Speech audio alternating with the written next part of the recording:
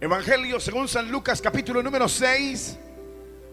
Dice: aconteció en un día de reposo que, pasando Jesús por los sembrados, sus discípulos arrancaban espigas y comían, restregándolas con las manos. Y algunos de los fariseos les dijeron: ¿por qué hacéis lo que no es lícito hacer en los días de reposo? Jesús respondiendo les dijo: ni aun esto habéis leído, lo que hizo David cuando tuvo hambre, él y los que con él estaban, cómo entró en la casa de Dios y tomó los panes de la proposición, de los cuales no es lícito comer sino solo los sacerdotes, y comió y dio también a los que con él estaban. Y les decía: el Hijo del Hombre es Señor aún del día de reposo. Aconteció también en otro día de reposo que él entró en la sinagoga y enseñaba, y estaba allí un hombre que tenía seca la mano derecha, y le acechaban los escribas y los fariseos para ver si en el día de reposo lo sanaría, a fin de hallar de qué acusarle. Pero él, conociendo los pensamientos de ellos, dijo al hombre que tenía la mano seca: levántate y ponte en medio. Y él, levantándose, se puso en pie. Entonces Jesús le dijo: os preguntaré una cosa. ¿Es lícito en día de reposo hacer bien o hacer mal? ¿Salvar la vida o quitarla? Y mirándolos a todos alrededor, dijo al hombre: extiende tu mano. Y él lo hizo así, y su mano fue restaurada. Y ellos se llenaron de furor y hablaban entre sí qué podrían hacer contra Jesús. Tengan la bondad de sentarse, hermanos. Vamos a orar. Padre, te damos gracias por poder adorarte este día y asimismo poder meditar en tu santísima palabra. Señor, rogamos que hables a nuestros corazones. Háblanos con tu palabra, Señor. Dirígenos. A ti, Señor, sea la gloria. A ti, Señor, sea la honra, desde ahora y para siempre. Amén. Digan gloria a Dios, hermanitos. Queridos hermanos, esta tarde encontramos en esta escritura, en el capítulo 6 del Evangelio según San Lucas, algo con respecto a la necesidad que el hombre tiene de ser más que atendido religiosamente. El hombre necesita una acción que lo libere, que lo saque del estado en el cual el hombre se encuentra.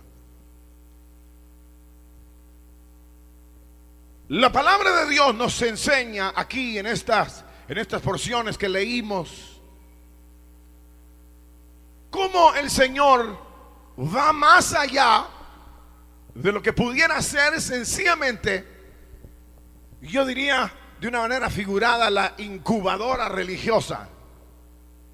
Cómo el Señor va para actuar más allá de lo que la religión puede hacer, puede lograr.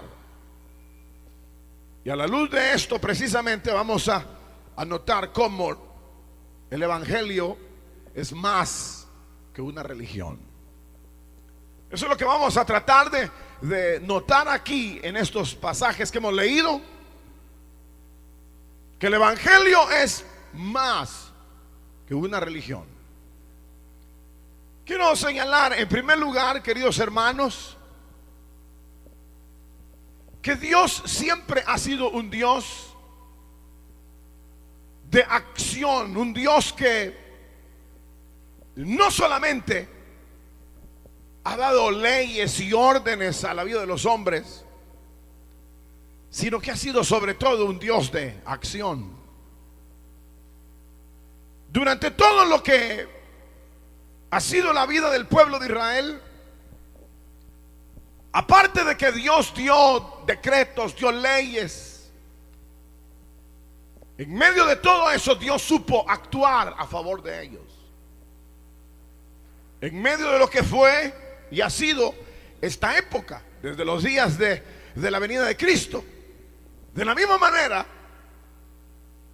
en medio de todo ese marco que ha establecido la religión, el Señor ha seguido siempre una huella o una forma de andar, que es la forma de actuar.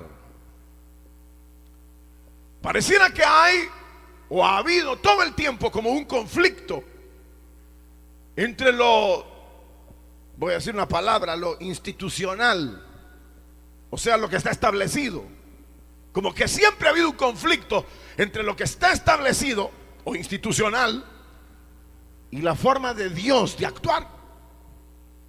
Es raro que todo este libro y toda la humanidad casi se haya metido en algún aspecto en la vida religiosa, y que todos aleguemos de alguna manera que todos seguimos a Dios, todos honramos a Dios, todos estamos bajo el influjo o la dirección divina, pero que al mismo tiempo que ese marco de religiosidad choque con la misma esencia de Dios a favor de los hombres. Fíjense ustedes que es raro, pero no solamente el pueblo de Israel que recibió leyes, que recibió los mandamientos. ¿Se acuerdan en el monte Sinaí que Dios les dio mandamientos a los hombres? Sin embargo, cuando el pueblo de Israel caminó en el desierto, parece que más bien, en lugar de vivir la realidad de la manifestación divina, más bien parecía que ellos estaban viviendo en una dimensión, en un plano, en donde todo era choque con la acción divina.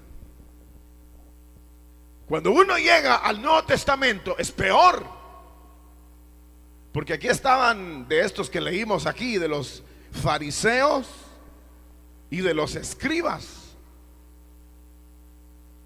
Los fariseos y los escribas eran aquellas personas que habían aceptado el cumplir, entre paréntesis, cumplir con lo que la letra o la ley de Dios había revelado. De tal manera que inclusive ellos en sus declaraciones decían que eran irreprensibles y que ellos estaban apegados a todo el concepto de la divinidad. Pero lo extraño es que parecía que en ese mismo estado de un apego, lo voy a decir de esta manera, como un apego nominal, mental, tradicional, parecía que se había invalidado la verdad de Dios y que la misma acción divina no hallaba cabida en esa religión. Tal vez los ejemplos del Antiguo Testamento sean, hermano, en un sentido fáciles y difíciles de encontrar, en donde un Israel que camina bajo los mandamientos de Dios era un pueblo totalmente transgresor y era un pueblo que no identificaba fácilmente las intenciones que Dios en verdad tenía para ellos. Israel hasta el día de hoy no pudo percibir en la persona de Cristo la esencia del mensaje del cielo. Cuando Cristo viene a la tierra, hay un montaje completo de la religiosidad. Habían sinagogas, habían escribas, habían fariseos, y todos ellos viviendo dentro del más estricto cumplimiento de la verdad de Dios. Lo único que parecía extraño es que la acción a favor de la vida humana se había dejado en un plano que no era primero. Como que si la religión como que si la religión más bien es una serie como digo, de formatos, de leyes, de tradiciones, aunque la necesidad del hombre todavía está en medio de ellos. Tal vez cuando nosotros vemos las sinagogas, que Cristo llegó a una sinagoga y encuentra a este hombre que tenía una mano seca, o que sencillamente Cristo llega y había un endemoniado en la sinagoga, entonces parecía que todo el culto que se hacía, ¿a dónde iba dirigido? ¿No van a contestar? ¿A dónde iba dirigido todo el culto y todo lo que hacían en la sinagoga? ¿A dónde iba dirigido?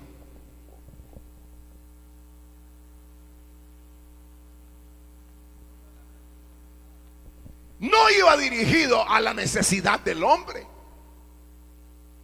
porque ahí estaban endemoniados, paralíticos, ciegos, arruinados, y a ellos lo que les interesaba era construir una religiosidad, un marco de religiosidad, aunque los hombres, que es el objeto directo del amor de Dios, no pudieran alcanzar absolutamente nada.